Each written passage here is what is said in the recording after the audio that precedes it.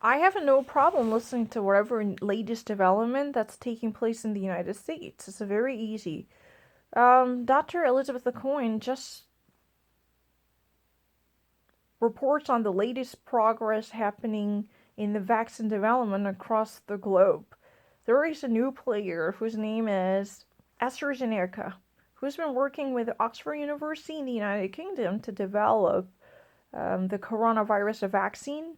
The problem is this new vaccine development demonstrated a little bit disappointing data. Again, this is still at its early phases, so we have to wait and see what would eventually happen. And another thing I have to mention is the total data that has actually been shared at this moment was not about the patients in the United States. The actual people who were tested were indeed from Brazil or different Southern American or African nations. So we have no idea what is going to happen because the US trial probe is still happening. It is experiencing its progress right now. So you have to hold your breath and to see what would happen eventually with AstraZeneca Oxford University development, okay? So if I ever actually make a clear report on numbers, the AstraZeneca's accuracy was reported to be around 70 percentile, and that this trial involved 12,000 different people. The actual amount of people who were tested with the AstraZeneca's vaccine was 12,000. I'm being very accurate. 1, 2, and 000. 12 grand or 12K, you can say that, right?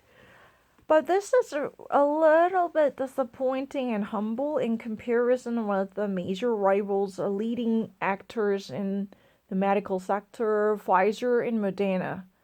If my memory serves me correct, Moderna flaunted its accuracy up to 94.5 percentile, and its own trial involves more than 44,000 people. And Pfizer truly bragged about its accuracy close to 95 percentile, and its own scope involved more than 50,000 people. Again, this whole process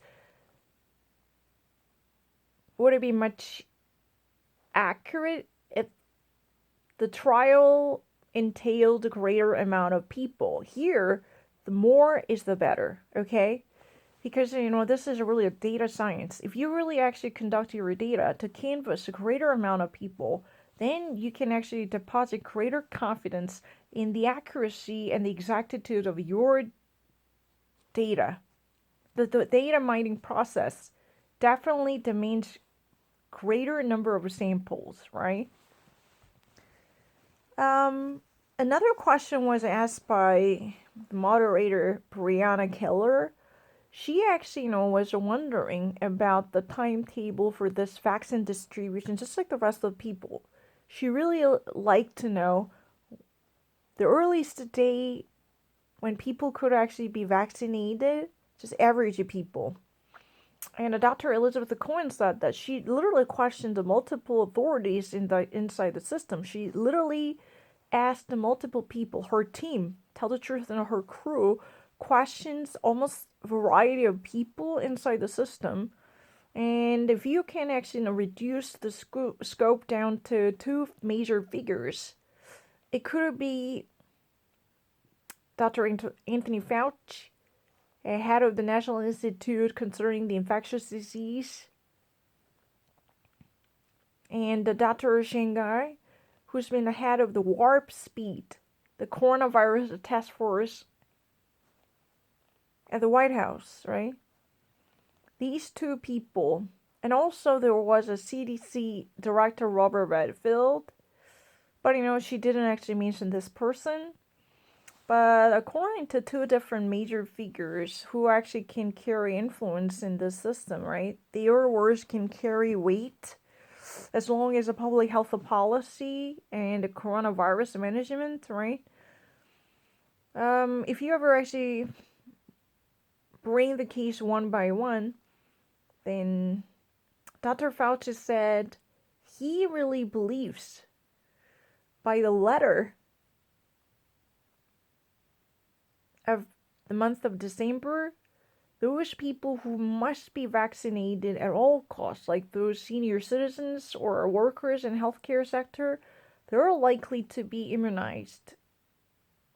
That means, by the second half of almost the end of December, the latter part of December, right? The later phase of the month of December, that means almost close to the end of the year, we can actually expect to see greater amount of people who belong to higher risk groups can be inoculated. They could be treated with the coronavirus vaccine. That's really the expectation. Again, Elizabeth Cohen really emphasized the fact these are all speculations and expectations. Just like, a weather forecast. If you ever actually turn on today's show, you would actually see that Ella Rocco, he's a weatherman, right? If you ever watch the ABC News, there's Rob Marciano who's been making predictions based upon empirical data science, right? Meteorology is really all about data science prediction, right? So anything can happen, or unexpected factors could completely change the scene. So we have to actually hold our breath and watch what would take place, right? That's really the gist of this message. No one can guarantee that. Even Dr. Fauci, who's been so known for prudence, can sometimes go wrong, right? Because he's a human being. So we have to see what this is all about and how this will actually end up being developed. No one can actually guarantee the end consequence or the final results of the scenario. But Dr. Fauci also said